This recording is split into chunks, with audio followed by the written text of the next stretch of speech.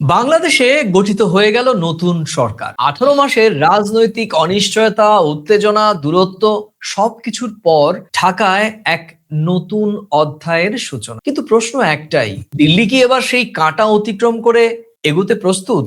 আর 1.5 বছরে দিল্লি ঢাকা সম্পর্ক যে অস্বস্তি তৈরি হয়েছিল, যেমন ভিসা, সীমান্ত সমস্যা, রাজনৈতিক বার্তা, সেটা কি এবার মুছে যাবে, মোছার উদ্যোগ নেবে? আর এই সমীকরণের কেন্দ্রে কে? শেখ হাসিনা। তিনি এখন শুধু বাংলাদেশের প্রাক্তন প্রধানমন্ত্রী নন, ভারতীয় কূটনীতিরও এক সংবেদনশীল অধ্যায়। ভারত কি তাকে দীর্ঘদিন আশ্রয়ে রাখবে, নাকি নীরবে তৃতীয় কোনো দেশের পথ খুঁজে দেবে? প্রিয় দর্শক, আপনারা দেখছেন প্রথম কলকাতার বিশ্লেষণ আলোচনা ভিত্তিক অনুষ্ঠান প্রাসঙ্গিক প্রসঙ্গ। প্রাসঙ্গিক প্রসঙ্গে আজকে এ বিষয়ে বিশ্লেষণ করার চেষ্টা করব বাংলাদেশ থেকে ক্ষমতাচ্যুত হয়ে আসা প্রাক্তন প্রধানমন্ত্রী শেখ হাসিনাকে কি দিল্লি তৃতীয় কোনো দেশে ফেরানোর উদ্যোগ নেবে কি না। প্রতিদিনকার মতো আজকের আলোচনায় আমার সঙ্গী সহ আলোচক, প্রথম কলকাতা ডেপুটি এডিটর, সাংবাদিক বিশ্লেষক পরমাশিস খোসরায়ের সঙ্গে আমি সুব্রত আচার্য। পরমাশিস, তোমাকে প্রথম কলকাতা স্ক্রিনে স্বাগত। পরমাশিস, আমি তোমাকে প্রশ্ন করার আগে কয়েকটি তির্যক বিষয়ে দর্শকদের সামনে তুলে ধরতে চাই। দেখুন প্রিয় দর্শক, আজকের আলোচনায় 3টি বিষয়কে আমরা তুলে ধরবো। শেখ হাসিনাকে ঘিরে সাউথ ব্লকের নীরব এক কূটনৈতিক প্রতিক্রিয়া শুরু হয়েছে। আর বাংলাদেশে গেল 15 বছরে কেন বেড়েছে ভারত বিরোধিতা? দিল্লি কি এবার ব্যক্তি নির্ভর সম্পর্ক ছেড়ে রাষ্ট্র নির্ভর কৌশলে এগোবে? কারণ বার্তাটা অনেক ক্ষেত্রেই স্পষ্ট, দরজা বন্ধ নয়, দিল্লি বাংলাদেশের জন্য সব দরজাই খোলা রাখতে চাইছে। পরমাশিস, আমার তোমার কাছে একটি প্রশ্ন, সেটি হচ্ছে আজকের শপথ অনুষ্ঠান বাংলাদেশের নতুন বাংলাদেশ গড়ার জন্য সবার আগে বাংলাদেশ বুকে ধারণ করে যে সরকার, তারেক রহমানের নেতৃত্বে যে মন্ত্রী পরিষদ গঠিত হলো বা তারা শপথ নিলেন, এর আগে বাংলাদেশের সংসদ ভবনে বিএনপির নির্বাচিত সংসদ সদস্যরা তা শপথ বাক্য পাঠ করলেন এবং এরপর কিছুটা টানা পোড়েনের পর জামায়াতের নির্বাচিত সংসদ সদস্য তারাও এসে শপথ বাক্য পাঠ করলেন এবং এরপর প্রায় মন্ত্রী প্রতিমন্ত্রী মিলিয়ে যদ্দূর আমার কাছে খবর 40 থেকে 42 জনের একটি ক্যাবিনেট তৈরি হলো এবং নতুন বাংলাদেশ গড়ার জন্য আজকে থেকেই নেমে পড়লেন তারেক রহমান প্রধানমন্ত্রীর দায়িত্ব নিয়ে। তো তোমার কাছে এই দৃশ্য কেমন লেগেছে? তুমি কতটা আশাবাদী এই সরকারের, বাংলাদেশের এই নতুন সরকারের সূচনা লগ্নে? দেখো, আশাবাদী তো বটেই।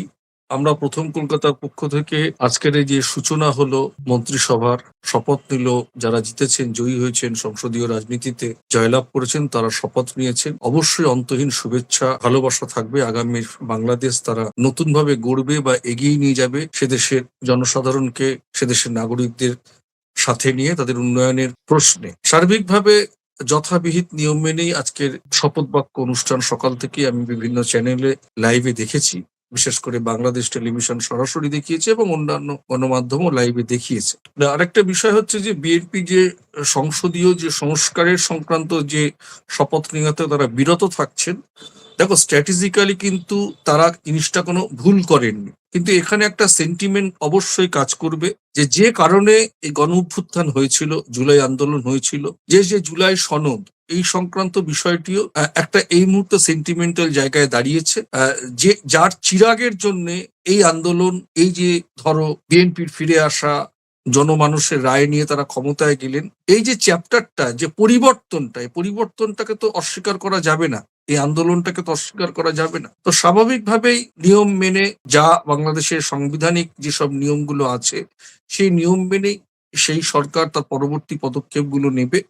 এবং আমি আশাবাদী যে সরকার পক্ষ এবং বিরোধী পক্ষ যে সৌজন্যতা গত পরশুদিন আমি দেখেছিলাম, সেই সৌজন্যতার নিরিখে বিরোধীদের সম্মানসূচক অবস্থান জায়গা দিয়ে যদি বাংলাদেশের নতুন এই সরকার, তারেক রহমান সাহেব এবং তার মন্ত্রিসভার সদস্যরা, তাকে সংসদীয় নির্বাচিত করেছে তার দল, যদি একসঙ্গে হাত ধরে অবশ্যই বিরোধীদের সম্মানসূচক পরিবেশের মধ্য দিয়ে নিয়ে যাওয়া যায়, তাহলে আগামীর বাংলাদেশ কিন্তু একটা অগ্রণী ভূমিকার পথে এগোবে। গোটা বিশ্বের কাছে যেটা একটা উদাহরণ হয়ে থাকবে যে বাংলাদেশের মতন দেশে, সার্বভৌম একটু দেশ, গণতান্ত্রিক প্রিয় দেশ, সেই গণতন্ত্রের যে জয় হয়েছে, সেই জয় হওয়ার মধ্য দিয়ে বিরোধী পক্ষ, সরকার পক্ষ মানুষের কথা ভেবে যদি এগোতে পারে, সরকারটাকে পরিচালনা করতে পারে, তাহলে কিন্তু আমরা একটা আগামীর নতুন বাংলাদেশ, উন্নয়নমুখী বাংলাদেশ, সংস্কারমুখী বাংলাদেশ আমরা দেখতে পাবো।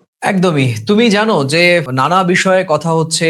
বাংলাদেশের সরকার, নতুন সরকার গঠন হওয়ার পর নয়, শুধু এর আগে আমরা দেখেছি যে গোটা 18 মাস ধরেই বাংলাদেশ এবং ভারতের মধ্যে যে কূটনৈতিক সম্পর্কের টানাপোড়েন, এবং সেটি অবশ্যই হয়েছে দুই দেশের জনগণের একটি বড় অংশের মানসিকতার পরিপ্রেক্ষিতে। সবটা যে সরকার করেছেন এমনটি নয়, বাংলাদেশের মানুষের অভ্যন্তরেও তীব্র ক্ষোভ এবং যন্ত্রণা, এবং বেশ কিছু হয়তো তাদের দিক থেকে যৌক্তিক দাবি রয়েছে। আবার অন্যদিকে এই যৌক্তিক দাবি ক্ষোভ প্রকাশের ফলে আমাদের পশ্চিমবঙ্গ বা ভারতের একটি অংশের মধ্যেও কিন্তু সেটা নিয়ে তীব্র ক্রিয়া প্রতিক্রিয়া তৈরি হয়েছে, এবং সেটা এখনো চলমান। কিন্তু এই ক্ষোভ বিক্ষোভ কি একদিনে তৈরি হয়েছে? নিশ্চয়ই একদিনে তৈরি হয়নি। গত 15 বছর দিল্লি এবং ঢাকা সম্পর্কের কেন্দ্রেই ছিলেন শেখ হাসিনা। সীমান্ত চুক্তি, বিদ্যুৎ, ট্রানজিট, নিরাপত্তা, সহযোগিতা সব ক্ষেত্রেই সেতু বন্ধনের ভূমিকা পালন করেছিলেন শেখ হাসিনা।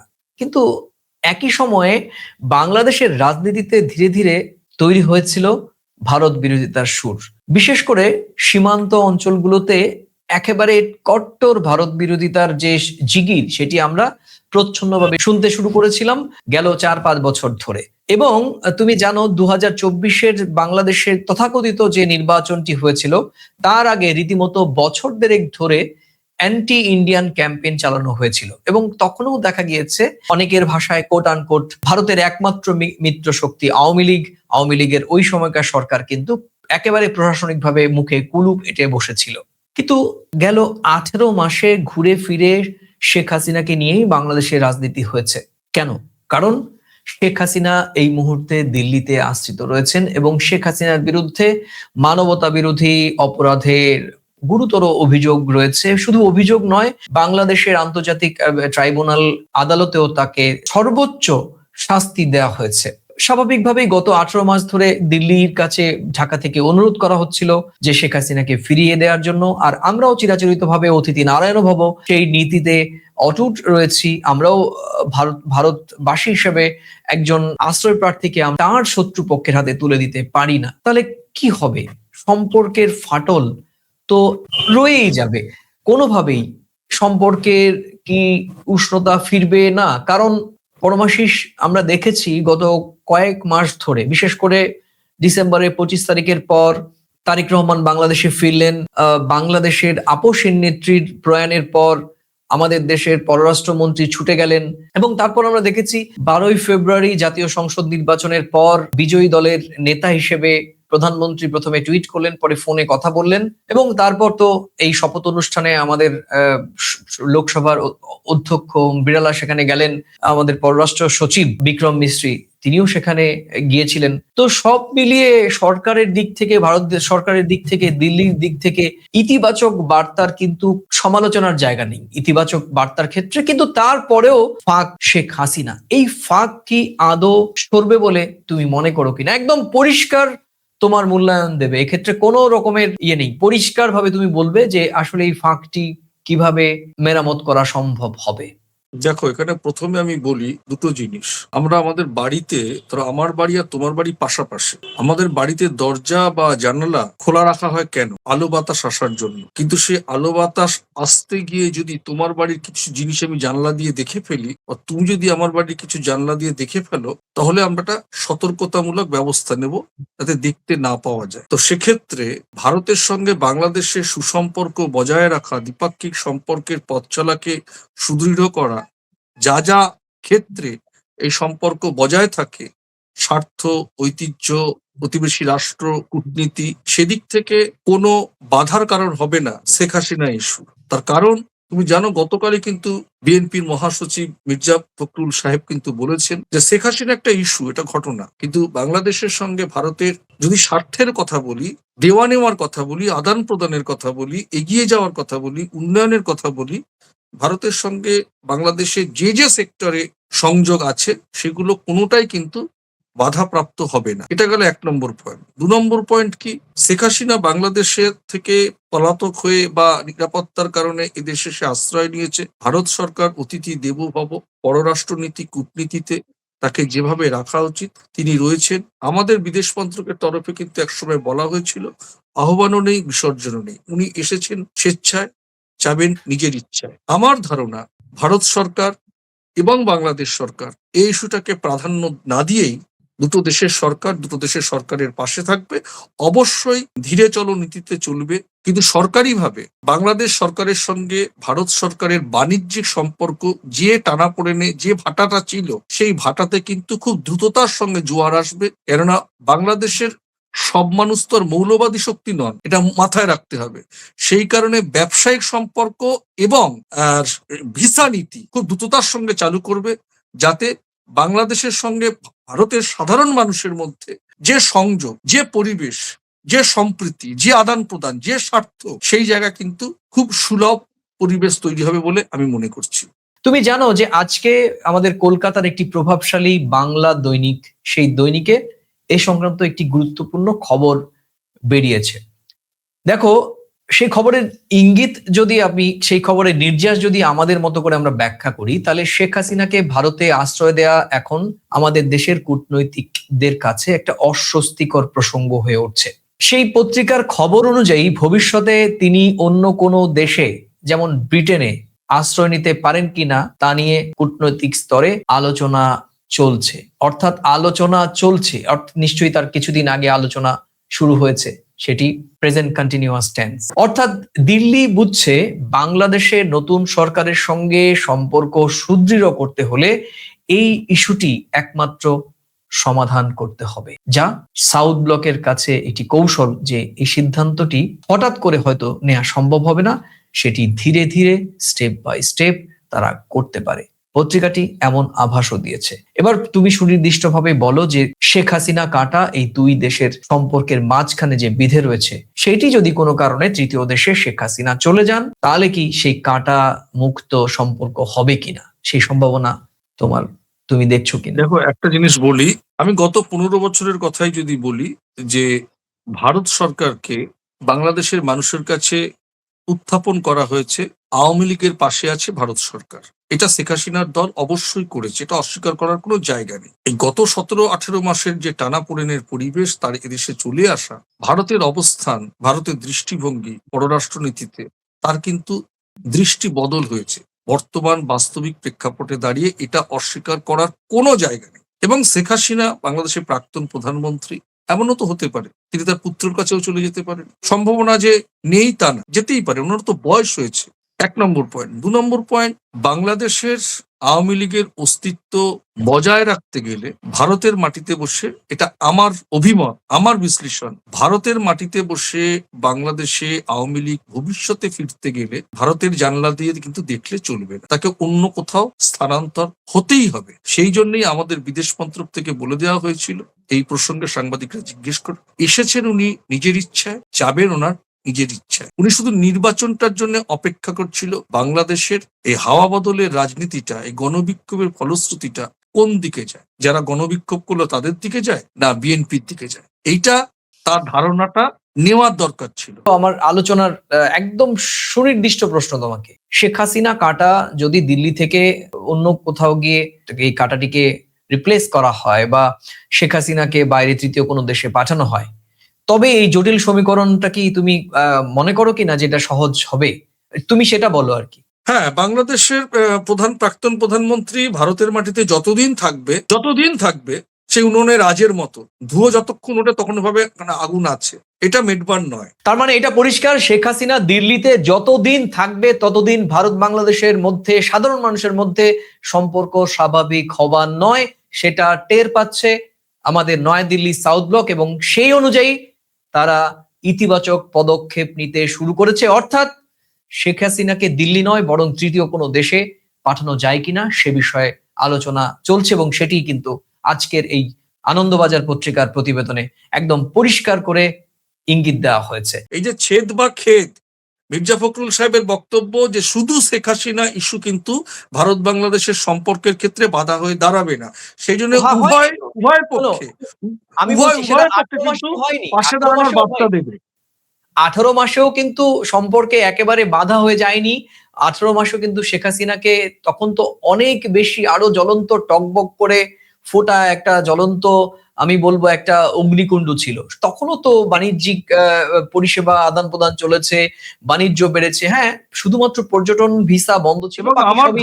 আমার ধারণা বাংলাদেশের প্রাক্তন প্রধানমন্ত্রী শেখ হাসিনাও চাইবেন না যে বর্তমান বিএনপি সরকার যে সে দেশটাকে পরিচালনা করবে সেই সরকারের পাশে যে ভারত সরকার সবসময় পাশে থাকুক, বাংলাদেশের সাধারণ মানুষের স্বার্থে যেসব জিনিসের আদান প্রদান বা সবকিছু বাণিজ্যিক সম্পর্ক সবকিছু সেই স্বার্থ ক্ষুণ্ণ হোক, সেটা শেখ হাসিনাও চাইবেন না।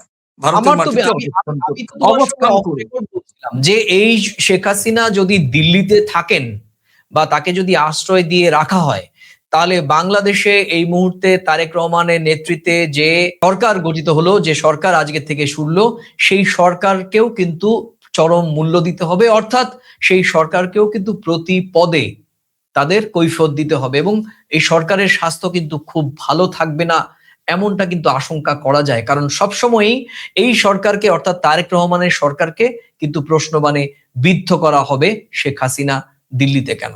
সেটা করতেই পারে, সেটা সে দেশের মানুষ করতেই পারে, কিন্তু আমার ধারণা শেখ হাসিনাও চাইবেন না যে বাংলাদেশের সরকার পরিচালনা করতে গিয়ে আবার কোনো এরকম একটা অপ্রীতিকর পরিস্থিতির মধ্যে পড়ুক। সেই জন্য উনিও ওনার দেশের কথা ভেবে দেশের মানুষের নির্বাচনে না দাঁড়াক, নিষিদ্ধ থাকুক, উনিও কিন্তু এখন সুযোগ খুঁজবেন যে একটা আওয়ামী লীগের অস্তিত্ব, আওয়ামী লীগের বাংলাদেশের মানুষের জন্য যে নিরীক্ষণ করার দৃষ্টিভঙ্গি, তার একটা বদল ঘটাতে।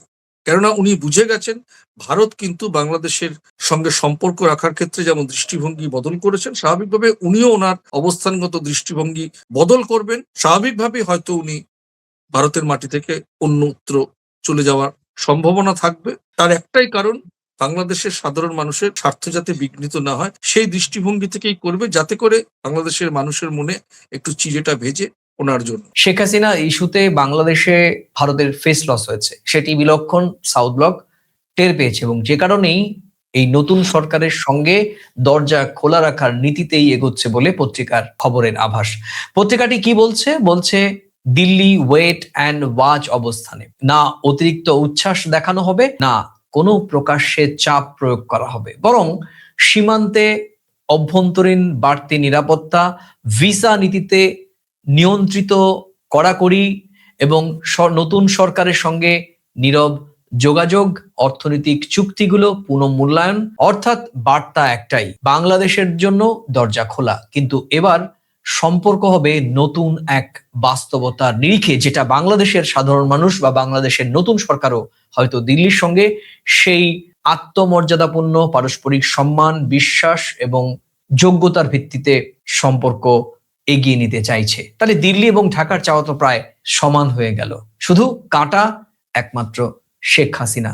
সমতার ভিত্তিতে বাংলাদেশের সঙ্গে ভারত সরকারের সম্পর্ক থাকবে, সমতা, সম্মান, সম অধিকার। শেখ হাসিনা কাটা না বললেও, আমার দৃষ্টিভঙ্গি কাটা না বললেও একটা ওদেশের মানুষের মধ্যে ক্ষোভ, বিক্ষোভ, বিদ্বেষ, ভারত বিদ্বেষী মনোভাব। কেননা গণ অভ্যুত্থানের রেস তো এখনই কেটে যায়নি, ফলাফল কি হয় দেখতে হবে। স্বাভাবিকভাবে যার এগেনস্টে 1400 খুনের মামলা, 1400 মানুষ মারা গেছে, সেখানকার আন্তর্জাতিক ট্রাইব্যুনালে সে মৃত্যুদণ্ডাদেশে প্রাপ্ত আসামি, যাবজ্জীবনে আসামি। আমরা মৃত্যুদণ্ডাদেশটাকে ভারতীয় নাগরিক হিসেবে আমরা এটা সমর্থন করি না, আমরা কিন্তু প্রথম কলকাতার পরিষ্কার অবস্থান ব্যক্ত করে দিয়েছিলাম যে আমরা মৃত্যুদণ্ড কোনোভাবেই, কোনো যে করি না। কোনো কোনো কিন্তু অপরাধীর কিন্তু মৃত্যুদণ্ডের। কিন্তু এই বিষয়টাকে তো বাংলাদেশের একটি মানুষ হলেও তো সমর্থন করে। বাংলাদেশের প্রত্যেকটা নাগরিককে কিন্তু আমাদের সেন্টিমেন্ট বুঝে কথা বলতে হবে। বুঝে মানে কি, তারা কি চায়, তাদের মনে কি, মানে তাদের চাওয়ার মনস্কামনা, প্রতি সম্মান তাদের আছে, আমাদের তাদের অধিকার কি, তাদের বক্তব্য কি, সেটা নিয়েই তো আমাদের কথা বলার ইয়ে। তো তাদের সেই সেই ফেস ভ্যালু গুলো যারাই তাকে বলছেন, তো স্বাভাবিকভাবে একটা, সেটা তারা মানুষের কাছে গণতান্ত্রিকভাবে জনপ্রিয় নাও হতে পারে, কিন্তু প্রত্যেকটা মানুষের মনের মধ্যে একটা চিন্তা চেতনা বোধ তো থাকে। তাদের প্রতি তাদের তো শেখ হাসিনা প্রাক্তন প্রধানমন্ত্রী, তার প্রতি একটা রাগ, বিদ্বেষ, ক্ষোভ, জ্বালা, যন্ত্রণা তো আছেই। এটাও তো অস্বীকার করার কোনো জায়গা নেই।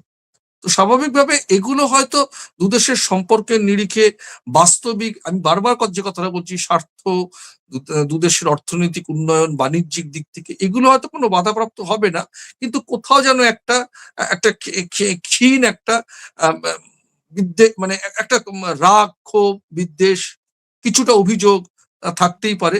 এবং সেই অভিযোগের দিকে বারবারই আঙুল উঠবে তারেক রহমান সাহেবের দিকে, বিএনপি সরকারের দিকে, বর্তমান বাংলাদেশের সরকারের দিকে। তারাও তখন এটা আলোচনা সমালোচনার ভিত্তিতে একটা তিন মাথা এক হয়ে, আমি তিন মাথা কেন বললাম বুঝতেই পারছো, একটা আলাপ আলোচনার ভিত্তিতে কিছু একটা দেখো, সমাধানের আমার পথ বেরোবে আশা করছি। আমার যেটা দিল্লির বা আমাদের সরকারের যে অভিমুখ বলে আমার কাছে মনে হয়েছে, সেটি বাংলাদেশের এই বর্তমান নতুন সরকারকে সহযোগিতা করা, কোনোভাবেই অস্বস্তিতে ফেলা নয়। এবং শেখ হাসিনা দিল্লিতে থাকলে যে তারেক রহমানের নতুন সরকার অস্বস্তিতে থাকবেন সেটা প্রায় পরিষ্কার। কারণ তুমি জানো যে ভারত বিদ্বেষী সুরের যে আমরা আগুনে ঘি ঢালা, সেটি কিন্তু একমাত্র যারা ভারত বিদ্বেষী বা ভারত বিরোধী সুরকে চওড়া হয়েছে বা চওড়া করতে পারা যাচ্ছে শুধুমাত্র দিল্লিতে শেখ হাসিনা রয়েছেন বলে।